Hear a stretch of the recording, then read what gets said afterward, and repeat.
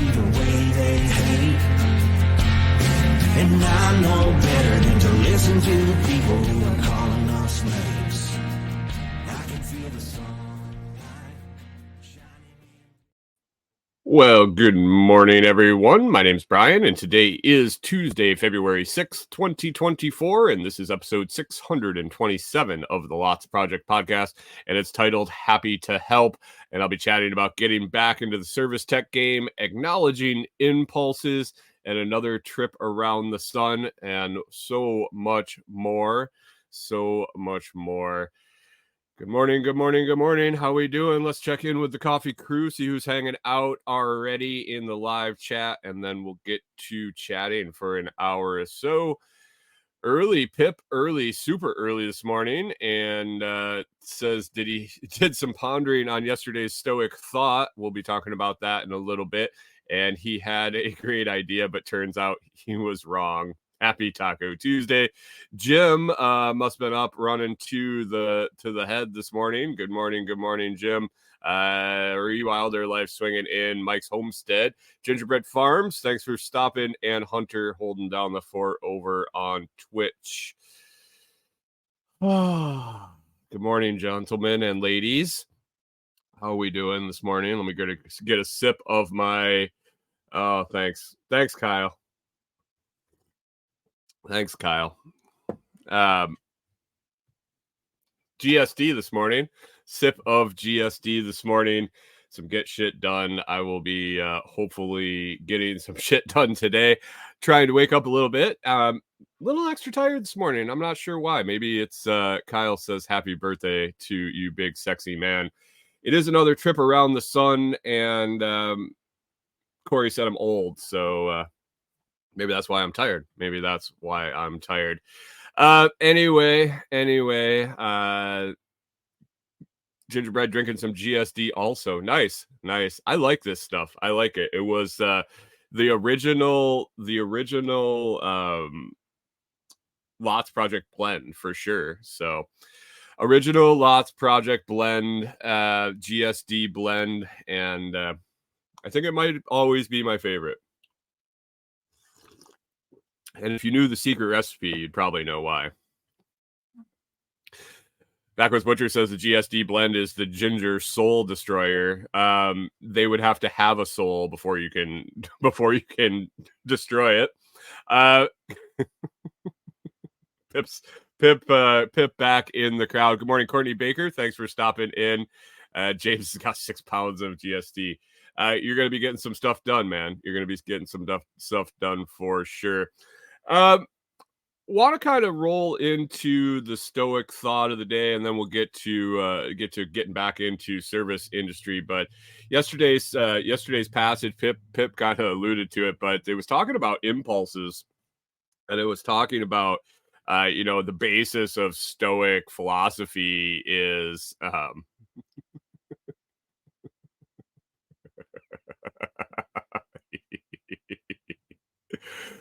Stoic philosophy is really only focusing on things that you control, and really slowing down, and that's what I took out of yesterday's. It was about impulses and controlling them,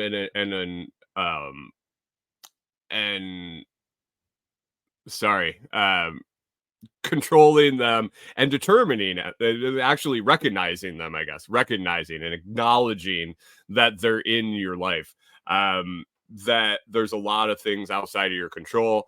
A lot of times there's fleeting things in your soul that you feel that you need to do. And once you stop and slow down and realize that these things are just their snap judgments, their impulses, they're precipitated by things out of your control, it changes things. And the real takeaway from what I read yesterday was I've realized I've really started to slow down, or try to, and I'm accomplishing it at intervals. I'm getting better at it, but basically slowing down and trying to not have those snap judgments, trying not to immediately don't act angry. I mean, there is that. Don't run around like a raving lunatic and freak out at everything, which I've been known to do in my past, for sure. And as I've dove into the first month of really reading this book daily and contemplating things, I find myself doing that when I'm not reading the book.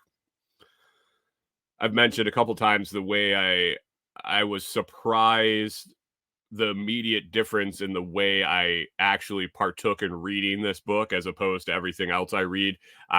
It was very in the first few pages that I realized that I was digging in. Don't do stupid shit when angry. Yeah. Oh, don't act while angry. Don't act angry. But almost immediately I realized I was reading it different. I was digging in.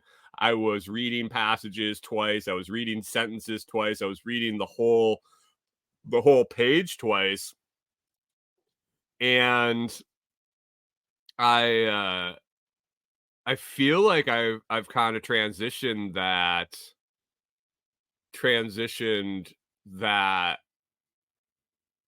deliberateness. Is that even a word? Deliberateness a word? To my day-to-day activities. I'm trying.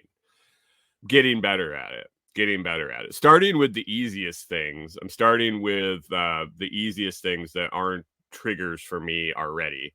I know that trigger got a bad word or a bad rap when all the snowflakes are triggered and this and that, but like it is just an action word in the end. So Chris Dixon says there's value in being able to think clearly in the moment and make quick decisions as well. I think it takes practice, Chris. I think that ability is definitely that ability to act that ability to act quickly and think clearly in the moment is definitely advantageous, obviously. But I think the real nuts and bolts of it, you really have to work into it. But I don't know.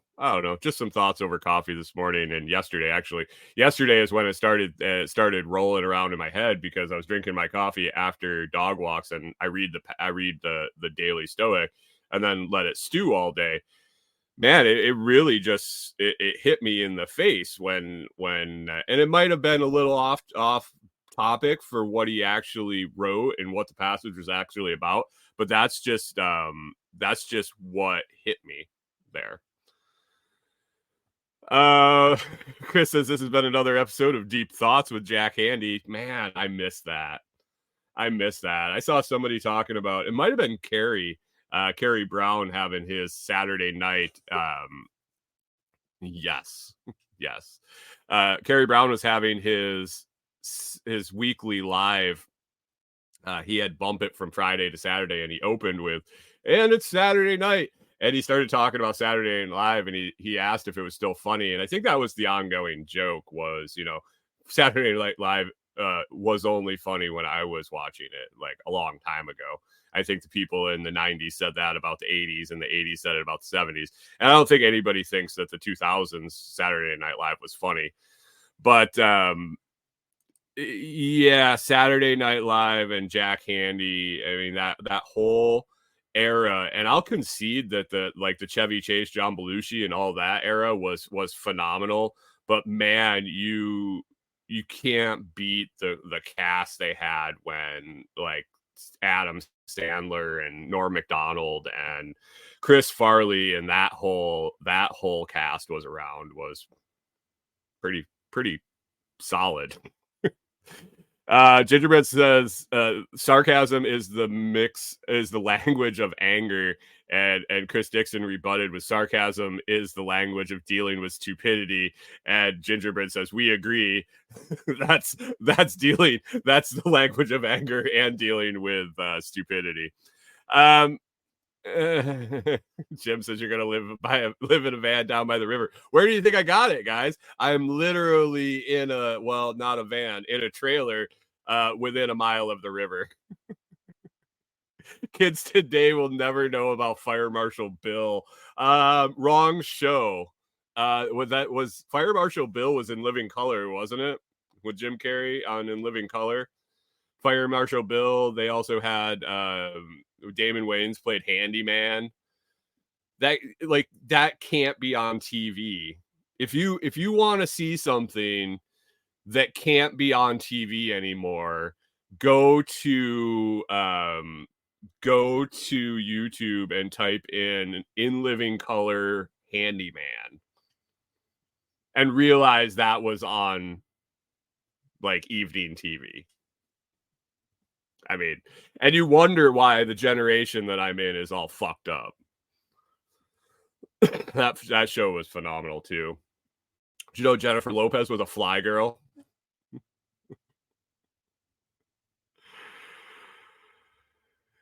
Backwoods Butcher said he snuck Fire Marshal Bill into a bunch of his movies in the background. That doesn't surprise me.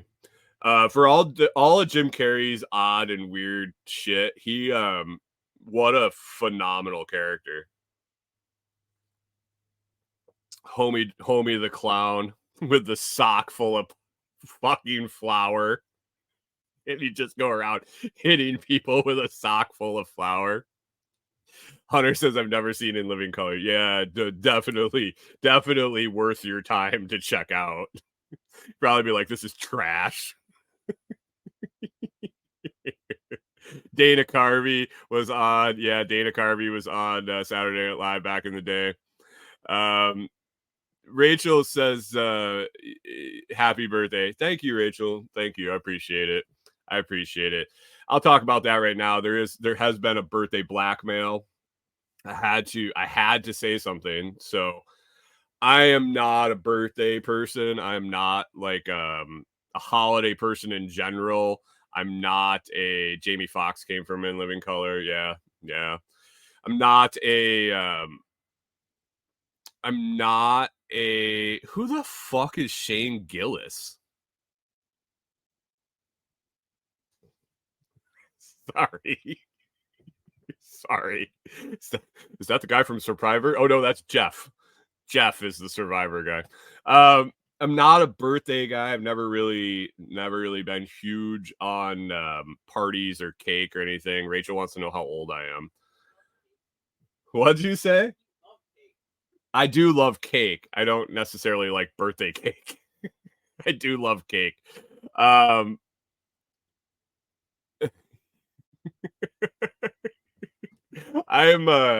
old. I'm 46 today. 46. So definitely probably over the hump, over on the definitely on the downhill. If I look at the longevity of my life, actually watching Talladega Nights the other night, I realized that with my with the advancements in technology and my mediocre income level, I might live to 150 or maybe 175. Morning, Canadian Farmstead and K Bonk. Thanks for swinging in. Wilder Life says still younger than me. Gingerbread says no sugar. Yeah, that's the thing. I asked Corey if she was going to make me a cake or anything. She says, you're not eating sugar this week. What? But anyway, last night we were sitting. Chris Dixon says that birthdays are for reflection. Birthday celebrations are for kids. Yes. I was talking to Corey last night and I was like, I'm guessing that not many people in the Telegram chat or the podcast audience probably don't. I think I've withdrew myself from the whole birthday thing. And I realized this morning when I started getting the messages on Facebook that I had never removed my birthday from Facebook. when I went to only using my business account. I never realized that it was on the personal side. So that was a bust there. But last night when I didn't realize that, I was talking to Corey and I said, I probably get away with not saying anything and just slide through this one. And she's like, I was like, I don't think anybody knows that it's my birthday. She goes, I do. I'm like, what? She's like, if you don't say something, I will. I'm like, really? She's like, so you might as well, because I'll probably make a spectacle of it, is what I'm thinking.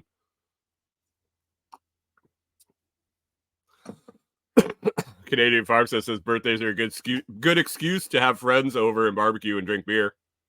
Yeah, there is that. And yeah, man, made it around the sun again. An arbitrary date. Yeah, I was expelled. I started breathing today, and I appreciate all that's happened on this day. Ronald Reagan was born, and Babe Ruth was born, and I was born. But Jim says, so I have your birthday. I just need to know your mother's maiden name. No reason, just curious.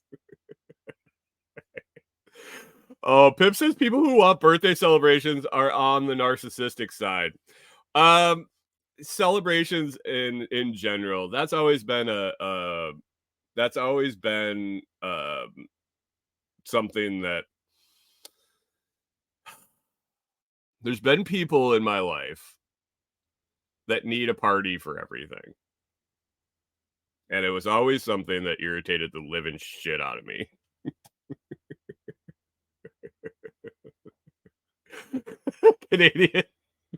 Canadian Farmstead said, tell us what it was like before color TV. Yeah.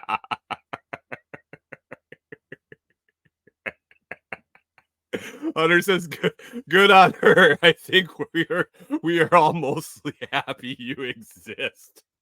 Thanks. Hey, Kyle. You guys have friends outside the chat? No. No. Well, the Telegram group. I think there's some people in the Telegram group that aren't in the chat, but beyond that, no. Rewilder Life says, no friends. I took my birthday off Facebook and not one of my 780 friends remembered it. I know for a fact at some point, and I don't know if the setting got changed, if Facebook changed that or what happened, but I know for a fact that I at one point had the wrong birthday in there, and at one point I had no birthday in there because I was doing exactly what Rachel did. Are you hitting happy birthday because it popped up on your Facebook?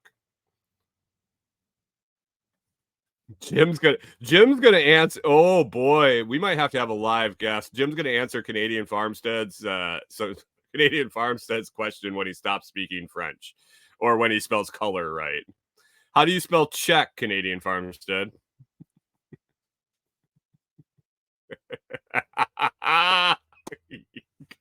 Oh, and the Canadians come out of the woodwork with that comment.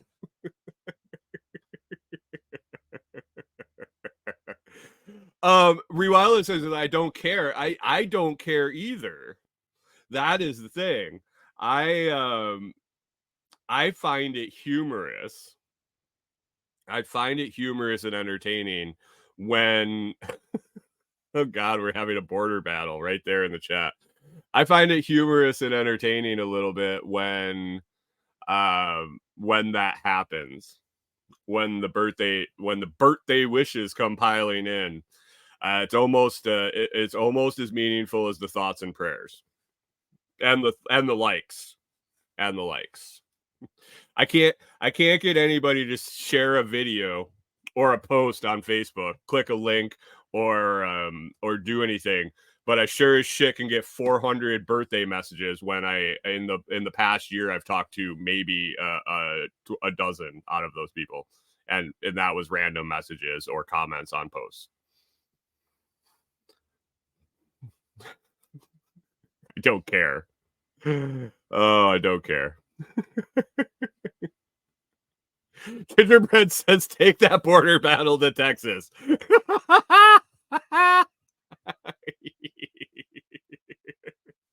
Jim says, snow Mexicans.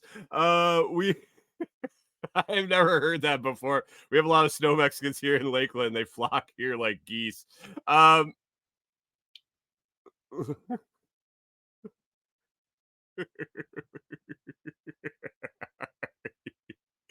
um, I know some snow Mexicans that go to Lakeland. Like seriously, no shit, I do. For sure, I'm sure, for sure, in Lakeland from Canada. I don't know if they're there this year or not. I don't know if they're there this year or not. K-Bonk says, thumb that thumb. I agree. I agree. Oh boy. Sorry guys, it's slow rolling today. I must not have slept well. Jim, how do you sleep better when you get old? That is true. Jim says the snow Mexicans bring their money. They do bring their money to Florida for sure. Uh, how do you get a better night's sleep when you get old, Jim? Just curious. I know you got a lot of experience, a lot of years. Chris says just sit in a chair. Perfect. Oh, anyway, let's move on. Yesterday I went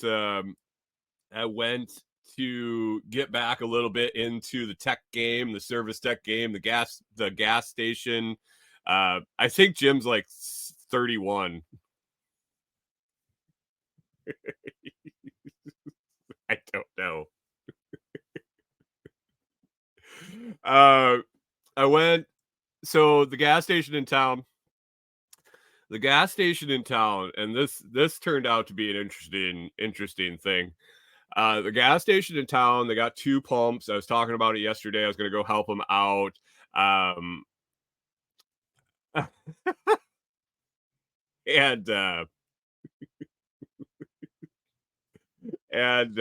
So they had 1 pump down for a week, basically. I think it would have been a week tomorrow. And then for the majority of that, they had part of the other pump down. He was born in 31. Jesus. So I told them it looked like the tech that was there was struggling greatly. And so I told them, I said, hey, I'm not guaranteeing I can fix anything. I don't have a lot of my tools. I don't have a lot of my equipment, but I still have the knowledge of like the programming side of these. It really sounds like you got a programming issue, either inside or outside. So I can come and take a look at it. Like, I'm not guaranteeing I'm going to fix anything, but let's Jim says 123 sounds made up. Nah, she's tiny, dude. She's tiny, and she feels like she needs to lose like 15 pounds, I think. So anyway, I swung up there. I told him I'd swing up on Monday. I got there, and neither one of the owner / manager, I think it's like owner's son and daughter situation, they run in the place, basically. Neither one were there. The 2 people that I had talked to, brother and sister, had I talked to about coming up and working on it. It was just 2 employees. I said, hey, I'm here to take a look at these pumps. I talked to your bosses are either around. They're like, no. So I called one of them. I said, hey, I'm just swinging up to work on the pump. I'll see if I can get it fixed, and then we'll talk about it later. Is that cool? Yeah. I started looking. I went through my basic diagnostics.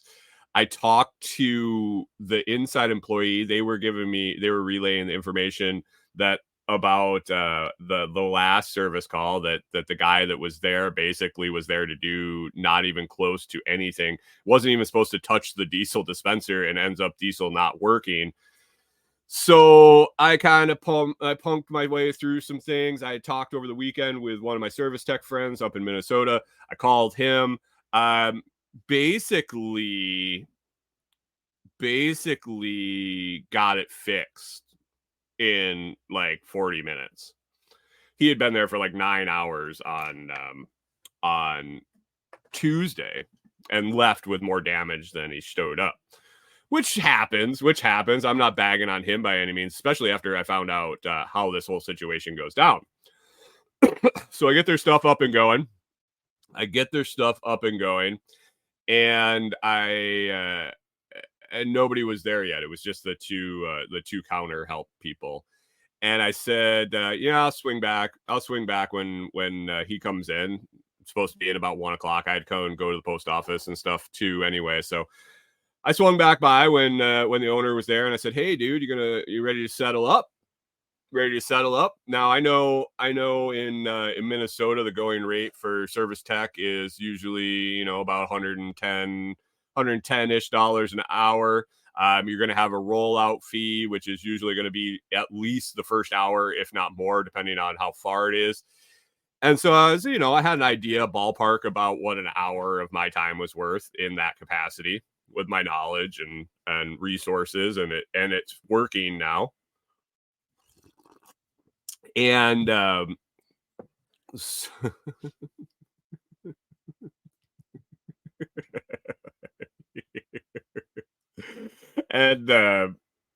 I stop in. I'm like, "Hey, you ready to settle up?" And he's like, "Whoa!" So as it turns out, excuse me, they do it a little different down here in Tennessee. So, well, maybe just him. Actually, from the conversation I had with him, I stuck around and talked to him for like a half hour.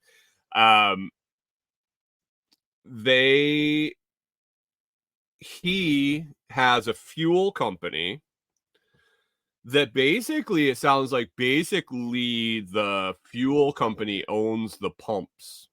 I don't know if they own the pumps. They service the pumps. They do all the work with the tanks. They do all. Are we fixing to burn a gas station? No.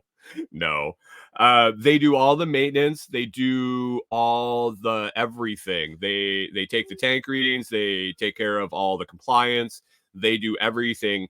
And he takes a standard cut of every gallon sold, significantly less than what he would be making if he didn't have this plan. But he no longer pays for any of the pump parts or the labor on fixing the pumps or the fuel or anything.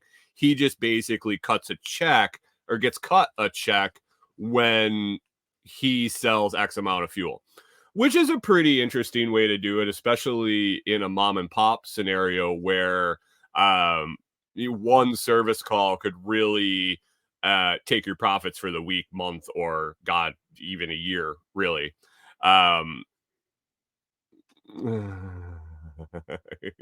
Chris Dixon says he doesn't subscribe to those who fix can also unfix. Well, once we talk numbers, like I know how much, like now at this point, I know how much he sells a day on average. I know how much he makes per gallon. Like I know what his profit on gas is a day. I know a lot of the inner workings of his gas station at this point after talking to him. But it was kind of it was a gut call for me. And then he lays this one on me. He goes, "You were here this morning. And I talked to him on the phone while I was there too. I asked, like, I definitely not working for a company and having insurance or anything like that. I was definitely calling and getting verbal confirmation and having other people hear it before I did things that may or may not cost them more money." I froze up for a minute. That may or may not cost them more money. I really wanted confirmation, so I was calling every time I had to do something. And so he goes, yeah, when you called me, I thought you were someone else. We had a service tech coming out of Memphis today to fix it.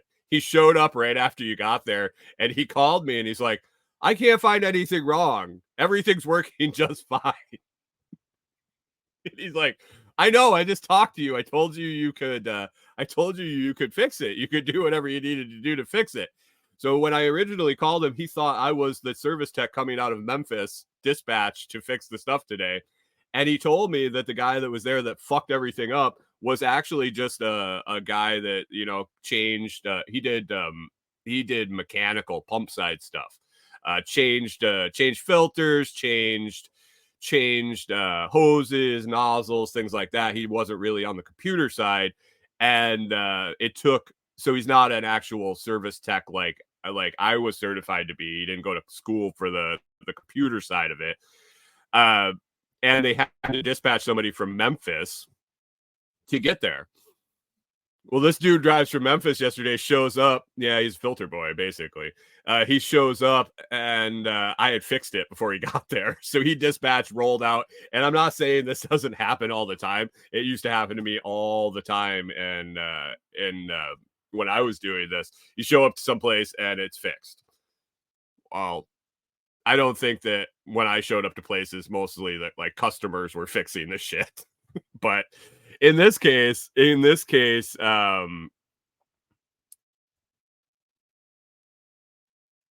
Mike Dixon says profit is zero if the pumps ain't pumping. Yeah, I get it. Literally, I pressed a button. So I really sat there. I didn't get dirty. I didn't get stinky. I didn't have any tools. Literally, I pressed 5 buttons, and then I went inside and pressed another button, and it worked. So I said, hey, dude. He's like, well, how much do you want? And I'm running through how much he made, how much he was going to make. And I was like, I don't know. Do you want to just like buy me dinner? Because this guy owns the bar restaurant across the street. I said, let's work it out in product. I know that's a better deal for you. So we got some credit. We got some credit for the gas station, maybe some credit for the bar, and yeah, it was just a messed up scenario. Mike says the place I worked at in high school did not own the building or pumps. The gas company owned it all, and the rent was paid by us selling gas for them. Yeah, that kind of sounds like how this happened. It basically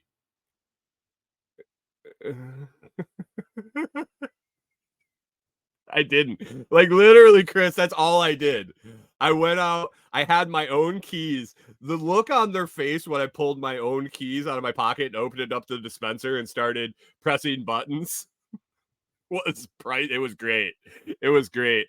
But no, literally, I this is what I did. I hit button 1, 2, 3, 4, 5, 6, 7, 8, 9, 11 times. And then I locked the key. I walked inside, and I turned a pocket screwdriver, maybe 3/4 of a turn, and held down a button for 4 seconds. Like literally, that's what I did. And I always kind of felt dirty charging what we charged as a service tech company when they would get the bill and I would do something like that, or when you would show up and you were there for 3 minutes and bar credit for the guy that just quit drinking. Corey didn't quit drinking, and they have pretty good food for sure. They have good food. He asked me if I wanted a case of beer while I was there, and I was like, "Nah, I don't need any. No, I don't need any." I said, "We'll work it out. We'll work it out." But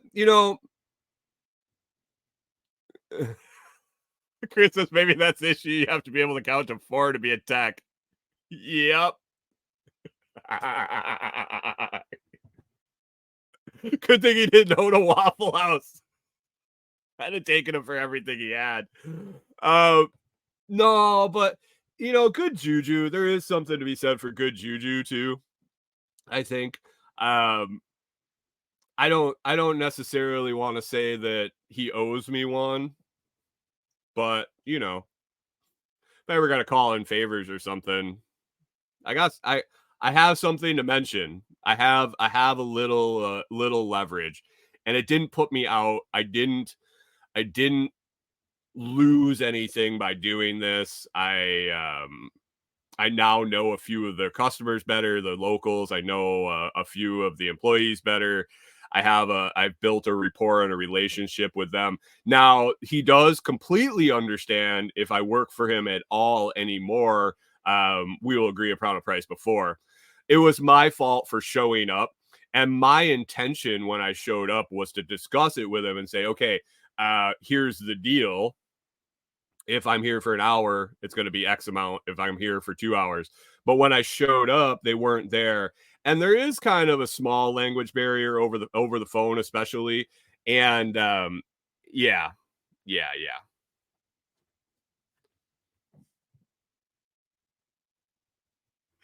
Jim says I feel like I could grow out fixed pump style after that detailed explanation. You know what? I could walk you through fixing the majority of the issues on the pumps that you'll see at the gas stations remotely. You could call me, and mostly without FaceTime, but especially with FaceTime, we'll get her fixed. Roll into your local gas station, and if they have a bag on the pump, just walk in and say, "Hey, I'll fix that for you," and give me a call. The problem is at this point, they have them so locked down with security codes that you have to be a certified tech to have the phone number or to have the tech ID number to call in to get the security codes to bypass all the shit and work on it. Activate boards and all that shit is all now. It's all now in the background. Dixon, if you want to get free fuel, I can definitely tell you how to do that. Definitely. Yeah, and just a heads up for anybody out there, the standard locks they use to secure gas pumps, if they don't upgrade to custom locks when they get them from the factory, is the same key as the underbelly storage locks for most RVs. There you go. Tip of the day. I don't suggest getting into any gas pump though, unless you have permission, because with the credit card machines in there, even if you're not putting a skimmer, like trying to get credit card, I believe they can still get you federally. It seems like any tampering in the top end of a on the top end of a gas pump, and even I think even stealing fuel by manipulating the tanks or things like that comes to a federal offense because of the tax and the credit card processing. Secret Service is who we always called if there was any legal issue with the pumps. So just so you know, Rewilder Life says, I'm pretty sure they have cameras. You would be surprised. And you would be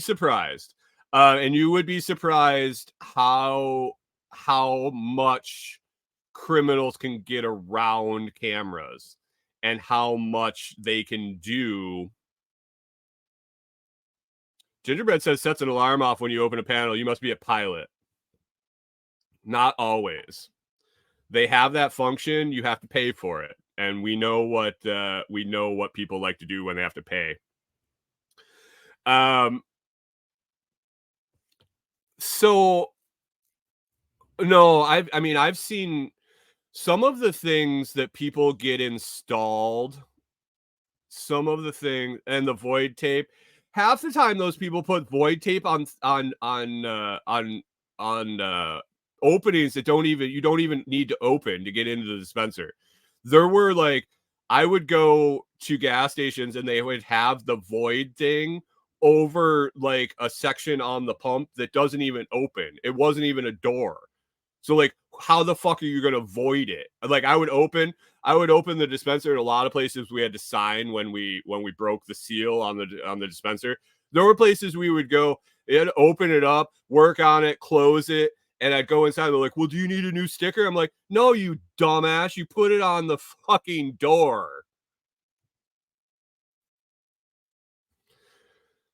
But literally, I've seen not videos of people doing it. I've seen opened up dispensers with full surveillance in the parking lot and 24-hour operation. A lot of the skimmers and things get installed overnights at places when it's dark and there's no employees, they're closed. And they feel like they're safe by shutting their gas off because people can't pump their gas. Well, there's a lot of damage that can be done even when you're not pumping gas. There's a lot of shit that can be stolen and a lot of future theft. But I've seen with full surveillance, people have been able to get either the dispenser open or the printer door open because they always forget the printer door has that same stock key, and they don't realize that you can open the printer door and work in there. I've seen people solder things into dispensers, like open the dispenser, and people have soldered in connections. A lot of them are plug and play, and they have to do it blind. Like my tech friends, and I, when I had a job in the industry, we used to talk that if the people that built these and installed these skimmers would use their brains for something other than that shit, there's way more money they could make. Way more. I know they're making piles and piles and piles and piles of money selling credit card numbers, but the tech that they're doing, the skills they have installing these boards blind, basically a lot of the times, it trips me out. Jim says, "Do you have an affiliate link for those skimmers?" Actually, you can get them on eBay. Just so you know. Some gas stations are getting way better at it. EMV, like chip card readers, are helping. The manufacturers are getting better with the technology for the processing and encryption and sealed devices to where if they get tampered, they just don't work. That's happening a lot more. But you do have the holdouts.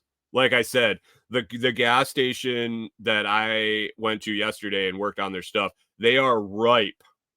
They're ripe for someone to run a skimmer on there, for someone to pop it open and put it in standalone. Yeah, you literally can drive up there and enter a code, and it takes it offline, and it'll pump until the fucking tank is dry. Next sponsor, Ridge Wallets, anti-skimming.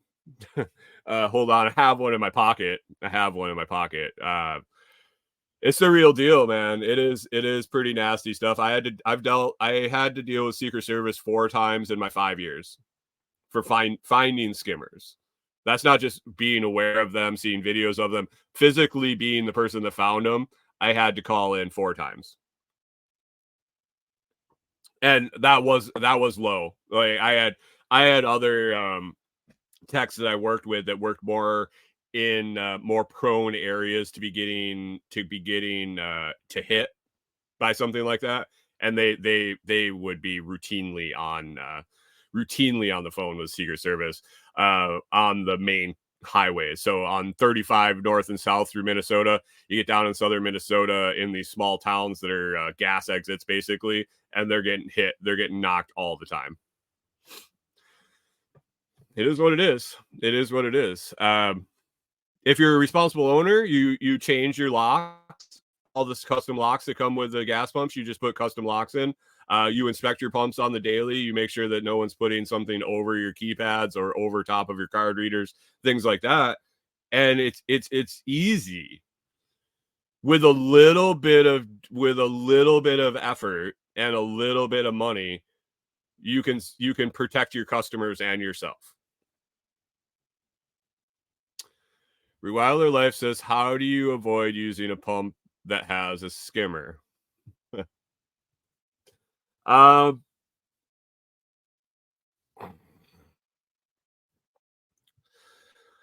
oh man, how do you avoid a pump that has a skimmer? I think the biggest thing is to go to someplace corporate. When you go up to the pump, I should do an expose on this. Um,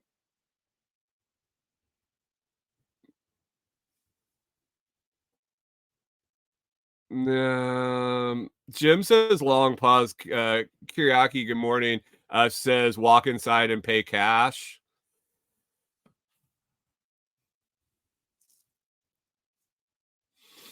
I would say best practice would be definitely go to, and I hate saying this, and I really hate saying it, is to go to a corporate store. A Quick Trip, a Quick Fill, an Exxon, corporate owned. Pilot is, if you're getting diesel on the truck side, Pilot doesn't give two flying fucks about their gas side of their business. Um, I would I would go someplace like that. If you can go to Costco, if you have a Costco membership, I think Costco's fucking evil beyond belief, and I will never step foot in their stores or their gas station again. A, from being a customer, and B, from servicing their equipment. But I will tell you that their security is top notch. There's nobody getting a skimmer into any of their devices, in any of their shit. Costco is a safe bet. Um, I venture to say, like, a Quick Trip, a lot of the Circle K's, the corporate Circle K's, do a really good job with security. But basically, I got to get pictures to show you. But there's locks to look for that make a pump easy target. Anywhere where there's multiple dispenser rows and the cashier, oh, fuck, you're relying on cashiers at that point. But if there's if there's someplace that's blocked from view from the store, where people, so if there's multiple rows of dispensers and they don't have custom locks, it's easy for a team of people to park a large vehicle in the way and someone to work on the other side of the dispenser. Like, that's where you would find skimmers a lot. Getting to the pumps closest to the building, it's way harder for people to work on those without somebody noticing, as opposed to the ones that are way out far away from the building. Um,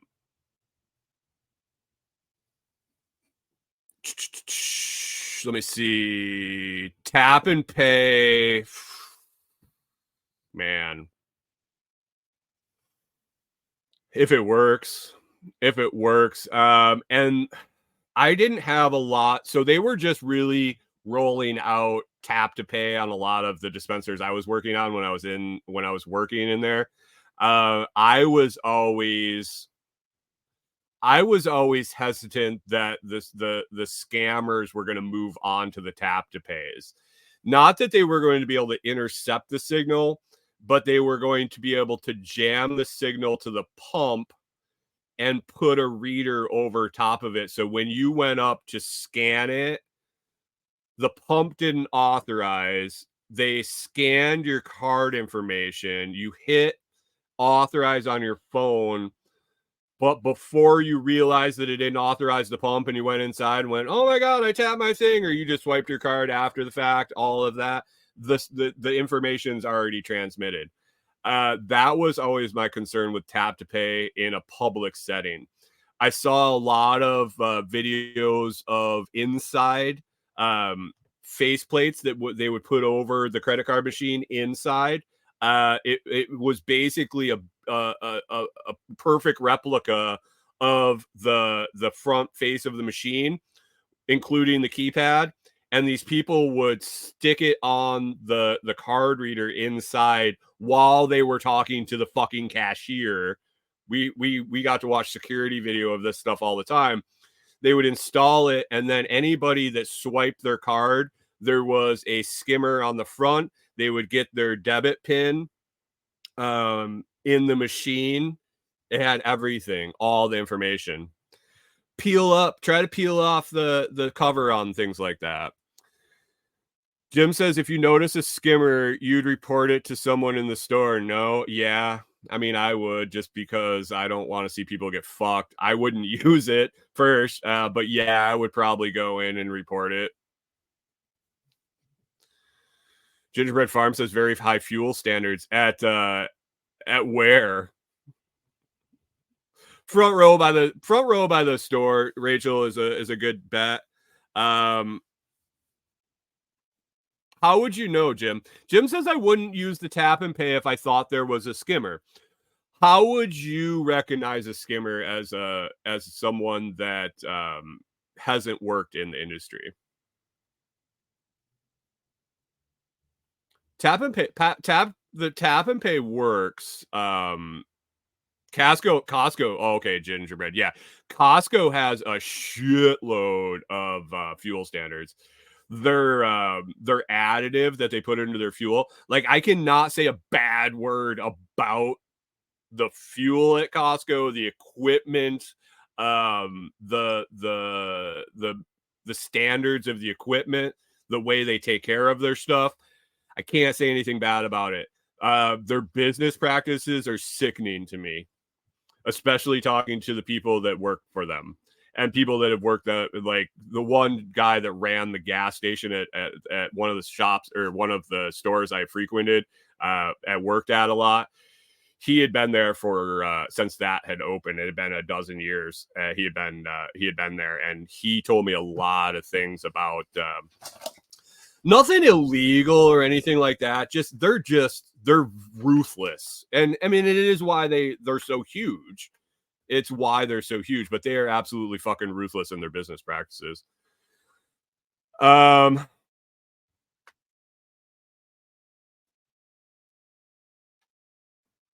Backwoods says, my gas station I go to still has the thing you swing up to start pumping when you pay inside.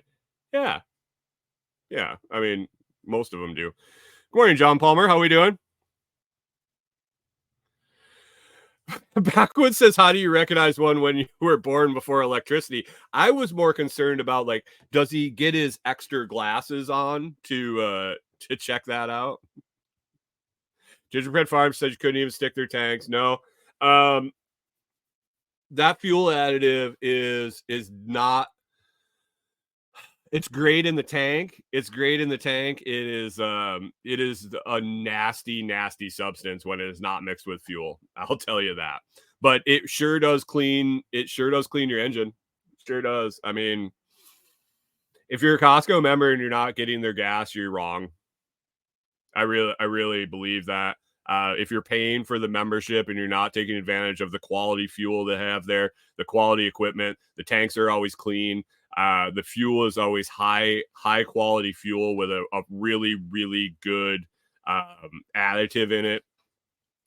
I'm not going to give them my money to have the privilege of using their facilities and when I don't agree with a lot of the shit that they stand for. But man, they got good fuel. And the reason they take care of their shit is one of those business practices that they use is they've gotten big enough and have the negotiation power with the fuel pump manufacturer that everything on their site, equipment wise, is lifetime warranty. And that's why they can take care of their shit so well, is it doesn't cost them any parts. I can't remember for the first, it's for a while, it's parts and labor, and then beyond that, it's parts 100%. I think the labor drops off. Could be wrong. It could be 100% parts and labor lifetime. But it's really easy to make the call to fix minute problems when they pay nothing for it.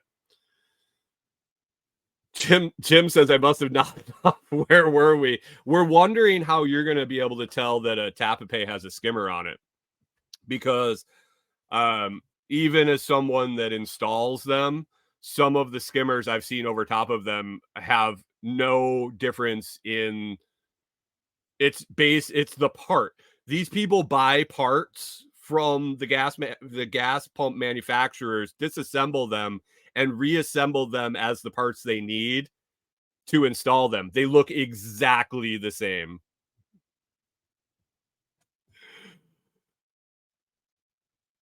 Gingerbread says the fuel is always fresh and had a hard time keeping up. Yeah, that is their only issue. Well, the other issue that Costco has is they put their fucking pumps, the pumps.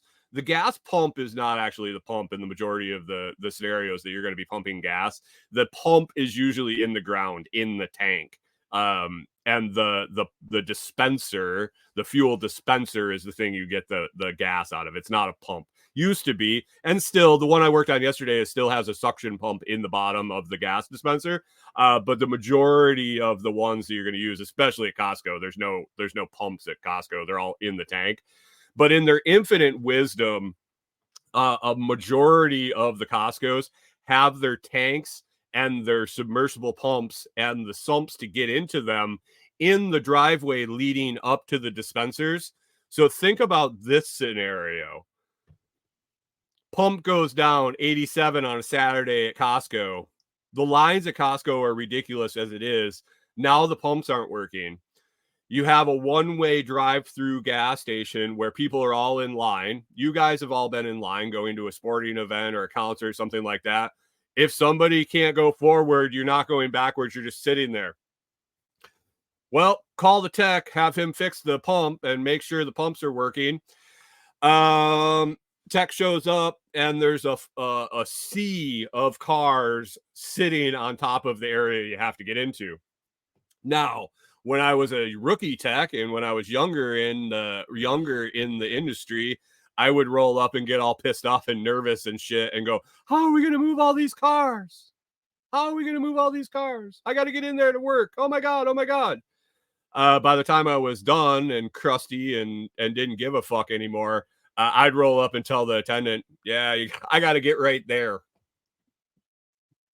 Wasn't my job to move all the cars. Definitely was not my job to move all the cars. It was their fault that they put them in the driveway.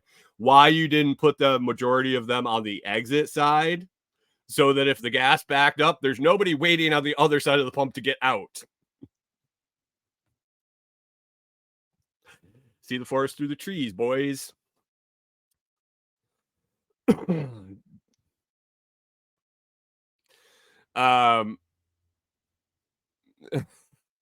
Chris Dixon says I'm gonna have to rename the show Brian's Got Gas.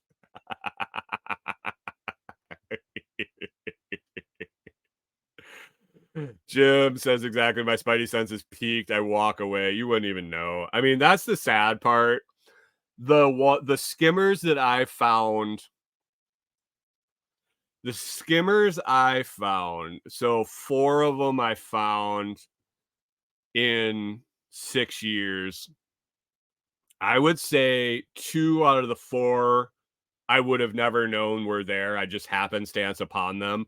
And 2 of them I was there to fix an issue that the skimmer was causing because the guy probably soldered the wrong pin. So it wasn't the right connection that he made, and it was causing glitches in the pump, which they called a tech to fix. And when I opened it, discovered the skimmer. 2 of them, I probably would have used the dispenser. Just that clean. I probably wouldn't have gotten gas at the gas station that they were at, but there was no indication that there was a skimmer there. Chris Dixon says at my age, when my spidey sense tingles, it means I have to pee. Yes. I don't have a spidey sense anymore. I just have a oh, that pain. Oh, I am old now. Gingerbread says try getting a fuel truck into the drop. All the ones in Minnesota had remote drops. So the fuel drivers, the drops were off to the side of the gas lines, so they got to come in on the other side. They had their own driveway, pull through, and would drop right there. So, oh, guys, you sent me on a whirlwind down through my old tech days. Thanks for that. I guess I got some content to make on how to protect yourself from a skimmer, what to look for, at a gas station. My expose on the world of skimmers. They're going to be coming after me. They're going to be hacking my shit because I'm going to blow up all their secrets. There's no secrets, guys. It's a scary fucking world out there, and it's not just gas stations. It's not just gas pumps. It's inside. It's card readers inside. Anywhere you're swiping that card could legitimately be harvesting that number and any other data you put into that device. So 98% of them are good. 98% of them are good, but that 2%, man, they really get a lot of fucking numbers.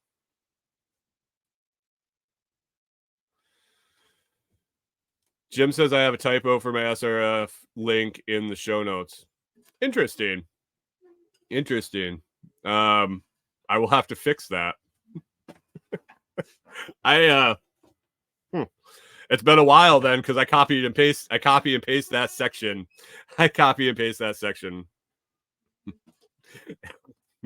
Uh-oh.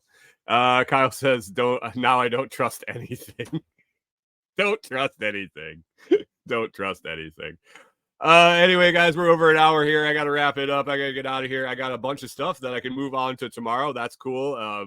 Stuff that moved on from yesterday on to tomorrow and on to the next day. Kyle says, nice catch, Jim. What an idiot.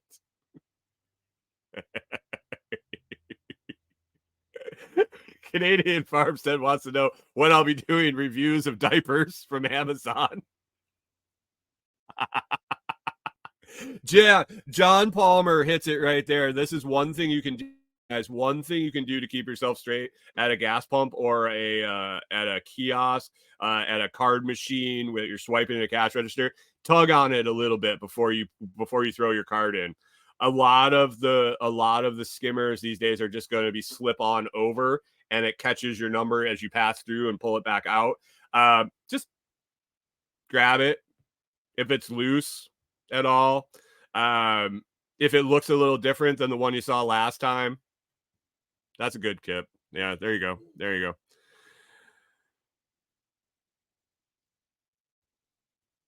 Jim says he just used the tip and pull it out quick. Oh, we'll hit this up again very soon. I appreciate everyone hanging out and listening and interacting, guys. I really enjoy you interacting in the morning. And if you enjoyed the show, it's always free to hit that like, share, and subscribe. To return value for value, please consider joining one of the YouTube membership tiers or listening on any value for value platform like Podverse or Fountain.fm. Stack those sats, send those sats. I appreciate every time I see those sats going up over on Fountain or Podverse. Visit thelotsproject.com to find more information or find all my links. You get out there. Use those gas stations. Look for those skimmers. Turn in those bastards that are trying to steal everybody's money. I appreciate hanging out, guys, and we'll talk to you tomorrow.